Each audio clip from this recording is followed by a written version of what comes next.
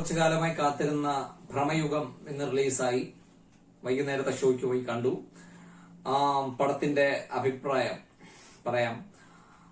എന്നെ സംബന്ധിച്ചിടത്തോളം ഭ്രമയുഗം എന്ന് പറയുന്നത് മലയാളം ഇന്ന് വരെ കണ്ടതിൽ വെച്ച് ഏറ്റവും വിചിത്രവും വിശിഷ്ടവും പ്രത്യേകത നിറഞ്ഞതുമായ വളരെ സ്പെഷ്യലായിട്ട് നിൽക്കുന്ന ഒരു സിനിമ തന്നെയാണ്.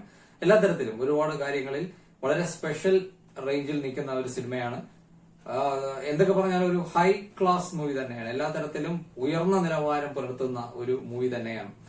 ഒരുപാട് പ്രത്യേകതകളുണ്ട്. ടെക്നിക്കലി അല്ലാതെ ഒരുപാട് പ്രത്യേകതകളുണ്ട്. ടെക്നിക്കലിയാണ് ഏറ്റവും പ്രധാന പ്രത്യേകത. പടം 100% ബ്ലാക്ക് ആൻഡ് വൈറ്റിലാണ് ഷൂട്ട് ചെയ്തിരിക്കുന്നത്.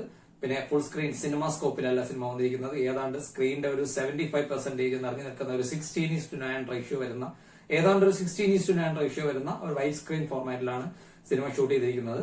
പിന്നെ പടം മുഴുനീള ബ്ലാക്ക് ആൻഡ് വൈറ്റ് ചിത്രം. എന്തിനാണ് ഈ ബ്ലാക്ക് ആൻഡ് വൈറ്റ് എന്നൊക്കെ ചോദിച്ചാൽ കഥയുടെ നമ്മൾ ട്രെയിലറൊക്കെ കണ്ടതാണ്. നമുക്ക് അതിന്റെ പശ്ചാത്തലവും മറ്റു കാര്യങ്ങളൊക്കെ മനസ്സിലായിട്ടുണ്ടായിരിക്കും. ഞാൻ ടെക്നിക്കലി സിനിമയെ പറ്റി പറയാം. ടെക്നിക്കലി എന്ത് പ്രത്യേകതയാണ് സിനിമയ്ക്കുള്ളത് എന്ന് ചോദിച്ചാൽ ഞാൻ ഈ പറഞ്ഞ പോലെ ബ്ലാക്ക് ആൻഡ് വൈറ്റ്, പിന്നെ അതിന്റെ ഒരു ഫോർമാറ്റ്, ഈ സ്ക്രീൻ ഫോർമാറ്റ്, ഈ രണ്ടും ഒരു പ്രധാന പ്രത്യേകതയാണ്. പിന്നെ എന്ത് പറയാൻ, ബ്ലാക്ക് ആൻഡ് വൈറ്റ് എന്തിനാണ് കൊണ്ടുവന്നതെന്ന് വെച്ചാൽ പഴയ കാലഘട്ടം 17ാം നൂറ്റാണ്ടിലെ കേരളത്തിലെ ഒരു മനയിലെ ഒരു സംഭവമാണ് കാണിക്കുന്നത്. നമുക്ക് മനസ്സിലാവും. അപ്പോ ആ മനയിൽ ആ ഒറിജിനാലിറ്റി കിട്ടാൻ വേണ്ടി, ആ കാലഘട്ടത്തിന്റെ ഒരു ഒറിജിനാലിറ്റിക്ക് വേണ്ടിയാണ് സിനിമ അങ്ങനെ ആക്കിയത് എന്ന് നമുക്കറിയാം എന്നാണ് പറയുന്നത്. അപ്പോ മനയ്ക്കകത്ത് ഉള്ള സെറ്റിംഗ്സ് മൊത്തത്തിൽ, അപ്പോ ഈ ബ്ലാക്ക് ആൻഡ് വൈറ്റ് കൊണ്ടുവന്നിട്ട് സിനിമയ്ക്ക് എന്തെങ്കിലും പ്രത്യേകതയുണ്ടോ എന്ന് ചോദിച്ചാൽ തീർച്ചയായും ഉണ്ട്. ഔട്ട്ഡോറും ഇൻഡോറും കാണിക്കുന്നുണ്ട്. അതിൽ ഇൻഡോറൊക്കെ കാണിക്കുമ്പോൾ പൂർണ്ണമായും ഒരു പഴയ സിനിമയുടെ ഒരു ഫീൽ കിട്ടുന്നുണ്ട്. പ്രത്യേകിച്ച് അതിന്റെ കലാപരമായ സെറ്റിംഗ്സും മറ്റു കാര്യങ്ങളും, ആ മന ഒരുക്കിയിരിക്കുന്നത്, അതിന്റെ മുറിക്കകത്തുള്ള സംഭവങ്ങൾ, ഈവൻ ആഹാരം, മറ്റു കാര്യങ്ങൾ, ഡ്രസ്സിങ്, ഇതെല്ലാം പൂർണ്ണമായും ഒരു പഴമ കൊണ്ടുവരുന്നുണ്ട്. പക്ഷെ പുറത്തേക്ക് വരുമ്പോൾ ചില ക്യാമറ ആംഗിളുകൾ വരുമ്പോൾ ഒരു പുതിയ ആധുനിക രീതിയിലുള്ള ഒരു സിനിമയാണ് എന്നൊരു തോന്നലുണ്ടാവും. പിന്നെ ബ്ലാക്ക് ആൻഡ് വൈറ്റ് തൃപ്തികരമാണോ എന്ന് ചോദിച്ചാൽ ചില ഷോട്ട്സ് ഒക്കെ വന്നപ്പോൾ അത് കളറായിരുന്നെങ്കിൽ കൊള്ളാമായിരുന്നു എന്ന് തോന്നി. ചില വൈഡ് ആംഗിൾ ഷോട്ടുകളൊക്കെ കാണിക്കും, ചില ഡ്രോൺ ഏരിയൽ ഷോട്ടുകളൊക്കെ കാണിക്കും. അങ്ങനെയൊക്കെ വരുമ്പോൾ അത് ബ്ലാക്ക് ആൻഡ് വൈറ്റ് അല്ല കളറായിരുന്നെങ്കിൽ കൊള്ളാമെന്ന് സിനിമ കുറച്ച് കണ്ടുകൊണ്ടിരുന്നപ്പോൾ തോന്നിയിരുന്നു. പിന്നെ സൗണ്ട് മിക്സിന്റെ കാര്യം പറഞ്ഞാൽ BGM ഭയങ്കര ഒരു മിസ്റ്റിക് ആയിട്ടുള്ള ഒരു BGM ആണ്. മിസ്റ്ററി ക്രിയേറ്റ് ചെയ്യുന്ന ഒരു ഹൊറർ ഫീല് തരുന്ന ഒരു BGM ആണ്. പക്ഷേ സൗണ്ട് റെക്കോർഡിംഗിൽ ചെറിയൊരു പ്രശ്നം പറ്റിയത് മലക്കോട്ടെ വാലിബലിൽ സംഭവിച്ച പോലെ ഓഡിയോ ലാംഗ്വേജ്, അതായത് സംസാരിക്കുന്ന ലാംഗ്വേജിന് കുറച്ച് ഒരു ക്ലാരിറ്റി കുറവ് ഫീൽ ചെയ്തു. പറയുന്ന കാര്യങ്ങൾ മുഴുവനായിട്ടും ക്ലിയർ ആയിട്ട് മനസ്സിലാക്കാൻ, എല്ലാ വാക്കുകളും ക്ലിയർ ആയിട്ട് മനസ്സിലാക്കാൻ കുറച്ച് ബുദ്ധിമുട്ട് തോന്നി. അത് സൗണ്ട് റെക്കോർഡിംഗിന്റെ ഒരു പ്രശ്നമായിട്ട് ഫീൽ ചെയ്തു. എന്തോ ലൈവ് റെക്കോർഡിംഗ് പോലെ തോന്നി, അല്ലെങ്കിൽ ഒരു പഴമ കിട്ടാൻ വേണ്ടി ചെയ്തതാണ് എന്തോ അറിഞ്ഞൂടാ, എന്തോ ചെറിയൊരു പരാജയം അതിൽ സംഭവിച്ചിട്ടുണ്ട്. പിന്നെ പടത്തിന്റെ ഏറ്റവും വലിയ ഹൈലൈറ്റ്, ഏറ്റവും വലിയ പോസിറ്റീവ്, ഈ രണ്ട് കാര്യം ചോദിച്ചാൽ ഒരു വ്യക്തിയാണ് മമ്മൂട്ടി എന്ന് പറയുന്ന കലാകാരൻ.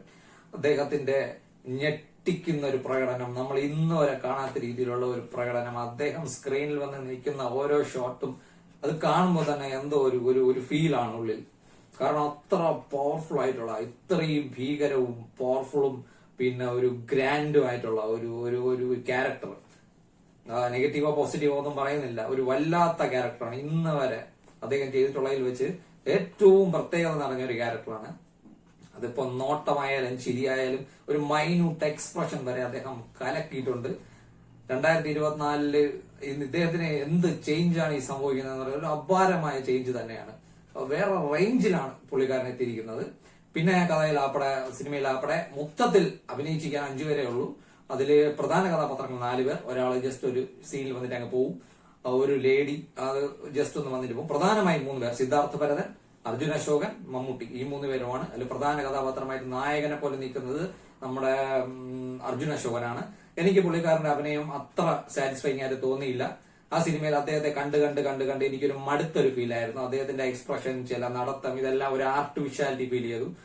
പൂർണ്ണമായിട്ട് ഒരു ഒറിജിനൽ ഫീൽ കിട്ടിയില്ല. അതിന് പകരം വേറെ പല നടന്മാർക്കും, ആരെന്ന് ഞാൻ പറയുന്നില്ല, പല നടന്മാർക്കും ആ റോൾ ഇതിനേക്കാളും സൂപ്പറായിട്ട് ചെയ്യാൻ പറ്റുമായിരുന്നു. അതിലൊന്നും അദ്ദേഹം അതിൽ പൂർണ്ണ വിജയം കൈവരിച്ചില്ല എന്നെനിക്ക് തോന്നി. അദ്ദേഹം അതിൽ കുറച്ച് ഇമ്മച്ചുവർ ആയിരുന്നു എന്നെനിക്കൊരു ഫീല്. പിന്നെ സിദ്ധാർത്ഥ് ഭരതന്റെ പെർഫോമൻസ് കറക്റ്റ് ആയിരുന്നു, വേറെ പ്രശ്നമൊന്നും തോന്നിയില്ല.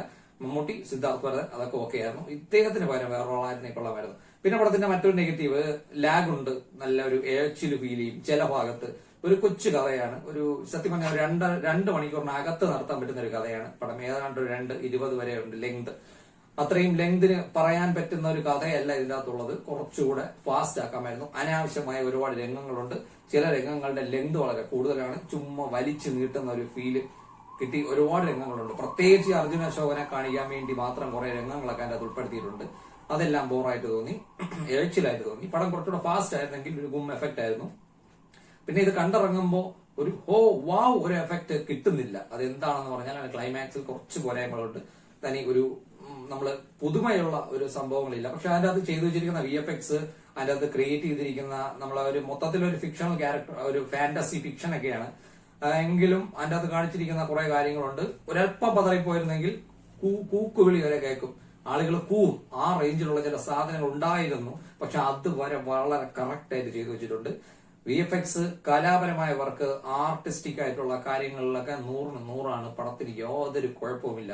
അതായത് സെറ്റിംഗ്സ്, പ്രത്യേകിച്ച് എനിക്ക് ആ വിഷ്വലി ക്രിയേറ്റ് ചെയ്തിരിക്കുന്ന ആർട്ട് എലമെന്റ്സ്, അതിന്റെ അത് വെച്ചിരിക്കുന്ന വസ്തുക്കൾ, വീടിന്റെ അകത്തായാലും വീടിനകത്തൊക്കെ കണ്ട് ആ മനയുടെ അകമൊക്കെ കണ്ടു കഴിഞ്ഞാൽ പൂർണ്ണ ഭയങ്കരമായ ഒരു ഫീലാണ്. ആ ഒരു കാലഘട്ടത്തേക്ക് ട്രാവൽ ചെയ്ത ഒരു ഫീല് കിട്ടും.